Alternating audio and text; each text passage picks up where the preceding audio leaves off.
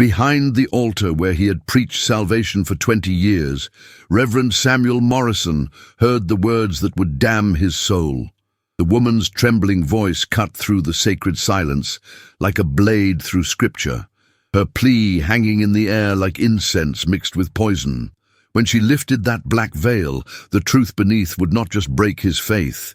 It would reveal the sin that had been growing in the shadows of his own heart, waiting to consume everything he had sworn to protect. The evening light filtered through the stained-glass windows of St. Mary's Chapel, casting colored shadows across the wooden pews where Reverend Samuel Morrison knelt in prayer. For 2 decades, this sanctuary had been his refuge, the place where he communed with the divine and found strength to guide his flock through their darkest hours. The familiar scent of old wood and melted candle wax filled his lungs as he whispered the same prayers that had sustained him since his ordination. But tonight, something felt different. Tonight, the silence seemed to press against him with a weight that made his chest tight and his hands tremble against the worn leather of his Bible. The shadows seemed longer, darker, as if they were reaching for something sacred and trying to pull it into the void. He had felt this unease growing for weeks, a restlessness that no amount of prayer or scripture could quiet, a hunger that he dared not name even in the privacy of his own thoughts. The heavy oak doors of the chapel creaked open behind him, and Samuel felt his heart skip with a mixture of anticipation and dread that he could not explain. Footsteps echoed softly against the stone floor, measured and deliberate, carrying with them a presence that seemed to change the very air in the sacred space. He did not turn around immediately, instead closing his eyes and trying to center himself in prayer. But the footsteps stopped just behind the last pew, and he could feel eyes watching him with an intensity that made his skin burn. When he finally rose and turned to face his unexpected visitor, his breath caught in his throat at the sight of a woman dressed entirely in black, her face hidden beneath a veil so dark it seemed to absorb the colored light from the windows. She stood perfectly still, her hands clasped before her, and even through the fabric that concealed her features, Samuel could sense a beauty that was both ethereal and dangerous. The silence stretched between them like a taut wire, filled with unspoken words and forbidden possibilities that made his pulse quicken, despite every vow he had ever taken. "Reverend Morrison," she said, and her voice was like honey poured over broken glass, sweet and cutting at the same time. "I have come to confess a sin that has been eating at my soul. But I fear that the truth I carry will destroy more than just my own salvation." Samuel felt his mouth go dry as she took a step closer, the black fabric of her dress rustling like whispered secrets in the holy silence. He had heard thousands of confessions in his years of service, had offered comfort and absolution to murderers and thieves, adulterers and liars, but something about this woman's presence made him feel like he was standing on the edge of an abyss that would swallow everything he believed in. The rational part of his mind told him to maintain his professional distance, to guide her to the confessional booth where the sacred ritual could unfold safely behind the protective screen. But his feet seemed rooted to the floor as she continued to approach. Her movements were graceful and deliberate, like a dancer performing a ritual that had been choreographed by forces beyond human understanding. And with each step she took, Samuel felt his carefully constructed world of faith and certainty beginning to crack. "Please," she continued, her voice dropping to a whisper that somehow filled the entire chapel with its intensity, "I need you to see the truth of what I am, to look upon the face of sin itself, and tell me if there is any hope for redemption." Samuel's hands trembled as he gripped the back of the nearest pew, his knuckles white against the dark wood as he struggled to maintain his composure. Every instinct he possessed as a man of God told him to stop this encounter before it went any further, to send her away or call for another priest to handle whatever darkness she carried. But there was something in her voice that spoke to a part of him that had been sleeping for too long. It was the part of him that had once been a man before he became a vessel for divine will, the part that remembered what it felt like to hunger for something more than spiritual fulfillment. The chapel seemed to grow smaller around them, the walls closing in, as if the sacred space itself was trying to contain whatever force this woman had brought with her. The candles flickered without any wind to disturb them, and Samuel could swear he heard the whisper of wings in the rafters above, though whether they belonged to angels or demons, he could not say. "I have served God faithfully for 20 years, Samuel said, his voice hoarse with an emotion he could not name, "and I have never turned away a soul in need of salvation, no matter how dark their sins might be." But even as he spoke the words, he knew that this encounter was different from any that had come before, that whatever lay beneath that black veil would test the very foundations of his faith in ways he was not prepared to face. The woman took another step closer, and now he could see the outline of her lips through the thin fabric, could sense the warmth of her breath as she prepared to speak words that would change everything, the sacred symbols that surrounded them. The cross above the altar, the paintings of saints on the walls, the Bible that lay open on the lectern, seemed to watch with silent judgment as the distance between priest and penitent continued to shrink. Samuel felt as though he was standing at the crossroads between salvation and damnation, between the life he had built in service to God and a future that promised pleasures and torments he had never dared to imagine. The choice was his to make. But as the woman reached up to touch the edge of her veil, he realized that his decision had already been made the moment she walked through those chapel doors. The woman's fingers traced the edge of the black fabric with a reverence that seemed almost blasphemous in the sacred space, and Samuel found himself holding his breath as she prepared to reveal whatever truth lay hidden beneath. "Reverend," she whispered, and the words seemed to hang in the air like a prayer and a curse combined. "Are you prepared to see what lies beneath this veil, knowing that once you do, there will be no going back to the innocence you have cherished for so long?" Samuel's throat felt like sandpaper as he struggled to find his voice, his entire body trembling with a mixture of fear and anticipation that threatened to overwhelm his carefully maintained composure. The woman stood before him like a living embodiment of temptation, her black-clad figure seeming to absorb all the light in the chapel and transform it into something darker, more dangerous than anything he had ever encountered in his years of ministry. The rational part of his mind screamed warnings about the path he was choosing, reminding him of his vows, his responsibilities, his duty to God and his congregation. But those voices seemed distant and weak compared to the magnetic pull of the mystery that stood before him. He had spent his entire adult life preaching about the dangers of temptation, about the importance of resisting the flesh and focusing on the spirit. But now he found himself face to face with a test that all his theological training had not prepared him for. The chapel that had been his sanctuary for 2 decades suddenly felt like a trap, the walls closing in as the weight of his decision pressed down upon him like a physical force.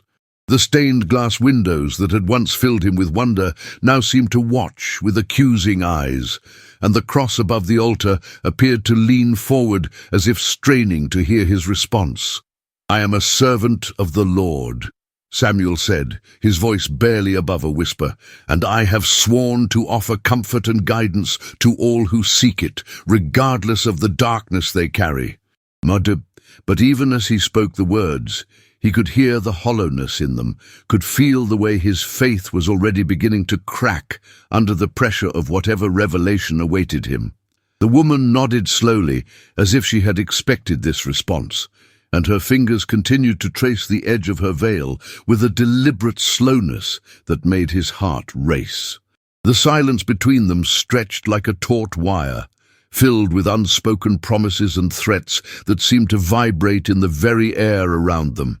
Samuel could feel sweat beading on his forehead despite the cool evening air, could taste the metallic flavor of fear and excitement on his tongue as he waited for her to make the choice that would determine both their fates.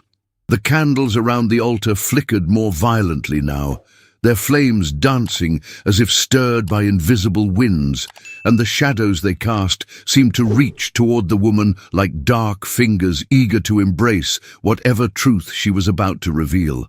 Every fiber of his being told him to turn away, to flee from this encounter before it destroyed everything he had built, but his feet remained planted firmly on the stone floor as if they had grown roots. "Then look upon me, Reverend Morrison," she said, her voice carrying a note of finality that made his blood run cold, "and see the face of the sin that has been haunting your dreams for longer than you care to admit." With movements that seemed both graceful and terrible, she lifted the black veil from her face, and Samuel felt his world shatter like glass struck by lightning. The face that was revealed to him was not that of a stranger, but of someone he had known and loved, and lost in ways that had torn his soul apart years before he had ever thought to seek refuge in the church. Margaret Sinclair stood before him, her beauty unmarked by the passage of time, her green eyes holding the same mixture of love and accusation that had haunted his dreams for 20 years. She was supposed to be dead, buried in the cemetery behind the church, where he had spoken the words over her grave, with tears streaming down his face. But here she stood as real and alive as the day he had first kissed her in the garden behind her father's house. The rational part of his mind tried to reject what his eyes were telling him, tried to find some explanation that would make sense of this impossible apparition, but the truth of her presence was undeniable. This was Margaret, the woman he had loved before he had found God, the woman whose death had driven him to seek solace in the church and dedicate his life to serving others rather than pursuing his own happiness.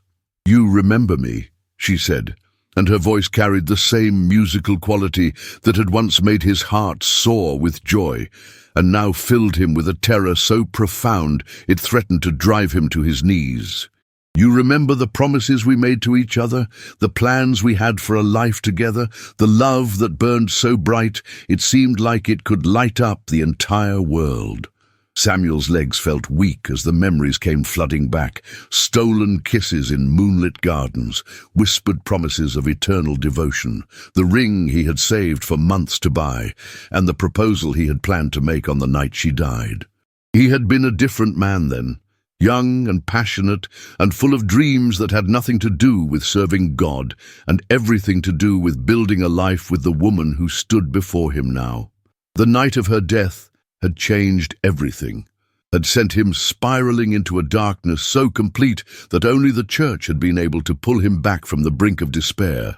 He had thrown himself into his studies, into his calling, into the belief that serving God was the only way to honor her memory and find meaning in a world that had taken away everything he had ever wanted. But now she stood before him, alive and beautiful and terrible, and all the carefully constructed walls he had built around his heart began to crumble like sand. "You died," he whispered, his voice breaking with the weight of 20 years of grief and guilt and unanswered questions. "I held your hand as you slipped away. I spoke at your funeral. I visit your grave every year on the anniversary of your death." But even as he spoke the words, he could see the truth in her eyes, could feel the reality of her presence like a physical force that made the air around them thick and heavy. Margaret stepped closer, close enough that he could smell the familiar scent of jasmine that had always clung to her skin, could see the tiny scar above her left eyebrow that she had gotten falling from a tree when they were children. This was not a ghost or a vision or a product of his guilt-ridden imagination. This was Margaret Sinclair, flesh and blood and impossibly alive, standing in his chapel and demanding answers to questions he had never dared to ask. The implications of her presence hit him like a physical blow, threatening to destroy not just his faith, but his very understanding of reality itself. If she was alive, then everything he had believed about her death, about his calling, about the path that had led him to this moment, was built on a foundation of lies. The chapel around them seemed to spin as he struggled to process the magnitude of what her presence meant, and he reached out to steady himself against the nearest pew as his vision blurred with tears he had not shed in 20 years. "I never died, Samuel," she said, her voice soft but filled with an accusation that cut deeper than any blade. "I was taken from you, hidden away by those who thought our love was a sin that needed to be destroyed before it could flourish." The words hit him like physical blows, each one stripping away another layer of the carefully constructed reality he had built around her memory. "While you mourned me and dedicated your life to God, I was locked away in places where the sun never shines, where the only prayers spoken were pleas for death to end the suffering." Samuel felt his knees buckle as the full weight of her revelation crashed over him, and he sank onto the nearest pew as his mind struggled to process the impossible truth she was revealing. The woman he had loved, the woman whose death had driven him to seek solace in the church, had been alive all these years, suffering in ways he could not imagine, while he found comfort in serving the very institution that had orchestrated her disappearance. The irony was so cruel, so perfectly designed to destroy everything he believed in, that he could almost hear the sound of his faith cracking like ice under pressure. Margaret knelt before him, her hands reaching out to touch his face with a gentleness that made his heart break all over again. And as her fingers traced the lines that 20 years of grief had carved into his features, Samuel realized that his true confession was only just beginning. The touch of Margaret's fingers against his skin sent shockwaves through Samuel's entire being, awakening sensations and emotions he had buried so deeply that he had almost convinced himself they had never existed. Her hands were warm and real, carrying the familiar calluses from her love of gardening and the small scar on her ring finger from the accident with her mother's sewing needle when they were teenagers planning their future together. Every detail of her touch confirmed what his heart already knew, but his mind refused to accept. This was truly Margaret, the woman he had mourned for 20 years. The woman whose memory had driven him to seek refuge in the arms of God when the world had become too painful to bear. The chapel around them seemed to fade into insignificance as the reality of her presence overwhelmed his senses, and for a moment he felt like the young man he had been before grief and guilt had transformed him into the hollow vessel of faith he had become. The years of sermons and prayers, of comforting the bereaved and offering hope to the hopeless, all seemed like elaborate lies he had told himself to avoid facing the truth that now stared him in the face with eyes as green as spring grass. He had built his entire identity around the belief that serving God was his penance for failing to protect the woman he loved. But now that woman knelt before him, alive and accusing, demanding answers he did not have. "Tell me, Samuel," Margaret whispered, her voice carrying the same musical quality that had once filled his dreams with joy and now filled his waking hours with torment. "Did you ever wonder why my body was never found? Why the casket you helped carry was sealed so tightly that no one could look inside?" The question hit him like a physical blow, forcing him to confront memories he had spent decades trying to suppress. He remembered the strange circumstances surrounding her supposed death, the way the church authorities had insisted on handling all the arrangements, the sealed casket that had felt too light when he and the other pallbearers had carried it to its final resting place. At the time, his grief had been so overwhelming that he had not questioned the inconsistencies, had simply accepted what he was told, and focused on finding a way to survive the loss that threatened to destroy him completely. But now, with Margaret's living presence before him, those suppressed doubts came flooding back with a clarity that made his stomach churn with a mixture of rage and self-recrimination. He had been so lost in his own pain that he had failed to see the signs, had allowed himself to be manipulated by forces he had trusted implicitly. The church that had offered him sanctuary had been the very institution that had stolen his happiness and built his faith on a foundation of lies. "They told me you had died of a fever," Samuel said, his voice hollow with the weight of 20 years of misdirected grief. "That your body had been too ravaged by illness to be viewed, that the only way to honor your memory was to let you rest in peace."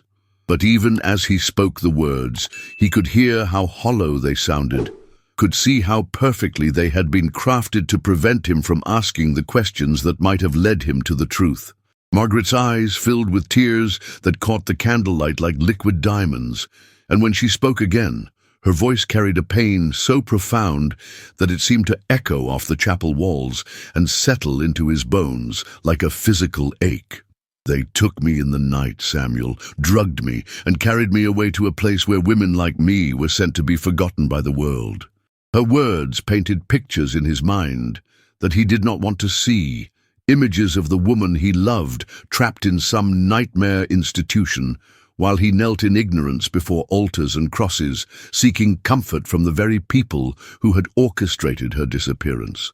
The betrayal was so complete, so perfectly designed to destroy both their lives, that he could feel his sanity beginning to fray at the edges like fabric worn too thin.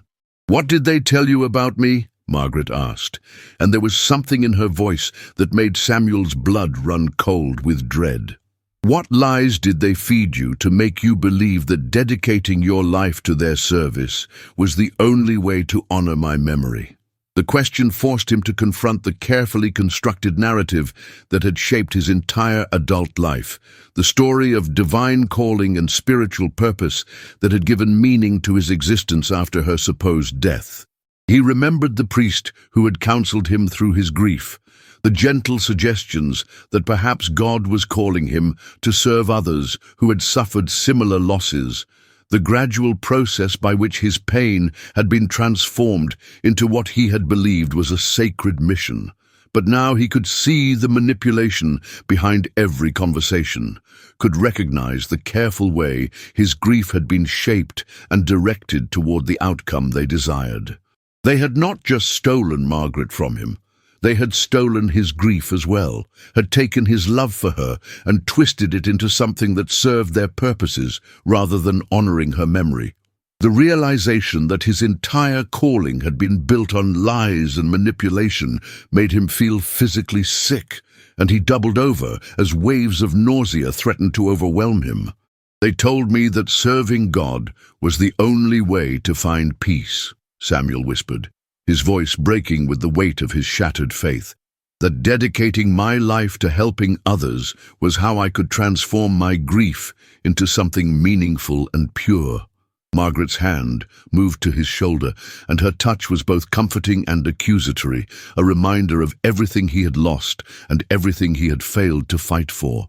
"And while you found your peace in their lies," she said, her voice heavy with a sadness that seemed to fill the entire chapel, "I spent 20 years in places where peace was just another word for death, where the only escape from suffering was to surrender completely to despair."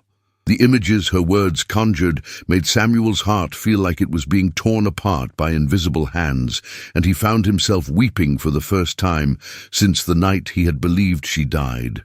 These were not the controlled tears of a priest comforting the bereaved, but the raw, desperate sobs of a man confronting the magnitude of his failure to protect the person he loved most in the world. The chapel that had been his sanctuary for 2 decades now felt like a tomb, filled with the ghosts of all the prayers he had offered to a God who had allowed this injustice to continue unchallenged. "I searched for you," Samuel said through his tears, though even as he spoke the words, he knew how inadequate they were, how little his efforts had meant in the face of the forces arrayed against them. "I questioned everyone who had seen you last. I demanded answers from the doctors. I even went to the authorities, but they all told me the same story." Margaret's expression softened slightly, and for a moment he could see a flicker of the love they had once shared, but it was quickly overshadowed by the weight of all the years that had been stolen from them. "I know you tried, my love," she said, and the endearment hit him like a knife to the heart. But they were more powerful than either of us understood, and they had resources and connections that made resistance impossible. The admission of his powerlessness in the face of institutional corruption made Samuel feel smaller than he had ever felt in his life, and he realized that his 20 years of service had not been penance for his failure to save her. They had been the final victory of those who had destroyed their love. He had not just failed to protect Margaret, he had allowed himself to become a willing participant in the very system that had taken her from him. As Margaret rose to her feet and stepped back, her expression hardening into something that was both beautiful and terrible, Samuel knew that his confession was far from over and that the worst revelations were yet to come. The distance Margaret put between them felt like a chasm opening in the floor of the chapel, and Samuel could see in her eyes that whatever came next would complete the destruction of everything he had believed about his life and his faith. She moved with the same grace he remembered from their youth, but now there was something predatory in her movements, something that spoke of years spent learning to survive in places where mercy was a luxury that could not be afforded. The candlelight played across her features, highlighting the subtle changes that 2 decades of suffering had carved into her face. Lines around her eyes that spoke of tears shed in darkness. A hardness in her jaw that came from biting back screams that no one would hear. A wariness in her posture that suggested she had learned never to trust completely again. Samuel felt his heart breaking anew as he recognized these signs of trauma. Understanding that the woman he had loved had been transformed by experiences he could barely imagine, shaped by a cruelty that made his own grief seem insignificant by comparison. The Margaret who stood before him was both the girl he had fallen in love with and a stranger forged in fires he had never faced, and the combination was more devastating than if she had truly died all those years ago. "Do you want to know what they did to me, Samuel?" Margaret asked, her voice carrying a coldness that made the chapel feel like a tomb. "Do you want to hear about the treatments they used to cure me of my love for you, the methods they employed to break my spirit and remake me into something more acceptable to their vision of righteousness?" Samuel's throat constricted as he tried to speak, but no words would come, and he could only nod as tears continued to stream down his face. Margaret began to pace before the altar, her black dress rustling like the wings of some dark angel, and when she spoke again, her voice carried the measured cadence of someone who had rehearsed these words countless times in the darkness of sleepless nights. "They called it moral rehabilitation," she said, and the clinical term sounded obscene in the sacred space where they stood. "They said that our love was a sickness that needed to be cured, that my feelings for you were a corruption of the natural order that God intended for women like me." The words hit Samuel like physical blows, each one stripping away another layer of his faith and leaving him more exposed and vulnerable than he had ever been. He had spent 20 years preaching about God's love and forgiveness, but now he was confronted with evidence of a systematic cruelty carried out in that same God's name. "They used methods that would have made the Inquisition proud," Margaret continued, her voice growing stronger and more accusatory with each word. "Ice baths and isolation, starvation and humiliation, drugs that made me forget my own name but never quite managed to erase the memory of your touch. Budi." Samuel felt bile rise in his throat as the full horror of what she was describing began to sink in, and he realized that while he had been finding comfort in prayer and service, the woman he loved had been enduring tortures designed to destroy her very soul. The irony was so cruel that it seemed almost designed by some malevolent intelligence. He had been serving the very institution that had orchestrated her suffering, had been offering comfort to others while remaining ignorant of the agony being inflicted on the person he cared about most. "And through it all," Margaret said, her voice dropping to a whisper that somehow carried more power than a shout, "they told me that you had forgotten me, that you had found peace in God's service and no longer mourned the sinful love we had shared.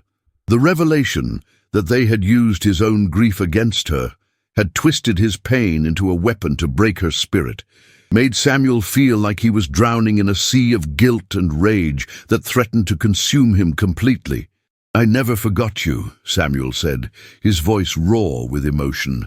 "Not for a single day, not for a single moment. Every prayer I offered, every sermon I preached, every soul I tried to comfort, it was all done in your memory, all an attempt to honor what we had shared." But even as he spoke the words, he could see how hollow they must sound to someone who had spent 20 years believing herself abandoned and forgotten. Margaret stopped pacing and turned to face him, and the expression on her face was a mixture of love and hatred so complex that it made his heart ache with its intensity. "And yet," she said, her voice carrying a note of finality that made his blood run cold, "while you honored my memory with your service to God, I was learning lessons about the true nature of divine mercy that no seminary could have taught you." She moved closer to him again, and Samuel could see something in her eyes that had not been there in their youth, something hard and calculating that spoke of decisions made in desperation and choices that could never be undone. "Do you want to know the final lesson they taught me, Samuel?" she asked, and there was something in her voice that made every instinct he possessed scream warnings about the path this conversation was taking. "They taught me that survival sometimes requires becoming the very thing you once fought against," Margaret said. And as she spoke, Samuel noticed for the first time that her hands were stained with something dark that caught the candlelight like dried blood.